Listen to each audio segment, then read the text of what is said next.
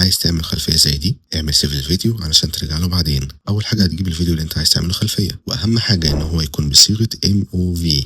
بعدين هتروح عند كمبيوتر، بعد كده ماكنتوش HD، بعد كده هتدوس على اللايبراري، بعدين هتخش على الابلكيشن سبورت، وبعدين هتفتح الفولدر ده اللي هو com.apple، بعدين هتخش على الكاستمر، وبعدين هتفتح الفولدر اللي فيه 240 FPS. ده الفولدر اللي فيه كل الخلفيات المتحركة اللي نزلت على الجهاز عندك. يجي بقى عند أهم خطوة، هنيجي عند الخلفيات اللي اوريدي نازل عندنا على الجهاز، هناخد الاسم بتاعها كوبي، ونروح عند الفيديو اللي احنا مجهزينه علشان نعمله خلفيه، ونغير الاسم بتاعه بالاسم اللي احنا لسه واخدينه كوبي من الخلفيه الاصليه. بعدين نمسح الفيديو الاساسي من الفولدر اللي احنا فاتحينه، طبعا هيطلب مننا باسورد لان ده يعتبر فايل اساسي في الماك. بعدين هتاخد الفيديو اللي انت مجهزه وبعد كده هتحطه في الفولدر، هيطلب منك باسورد تاني، مفيش مشكله. بعد كده هتروح عند الوول بيبرز، خلي بالك الثامبنيل او الصوره بتاعه الخلفيه ما بتبقاش هي الخلفيه نفسها اللي احنا حاطينها، دي ما بتتغيرش، فخلي بالك واحفظ انت مسحت انهي فيديو علشان هو ده اللي هتدوس عليه هيجيب لك الخلفيه اللي انت حاططها.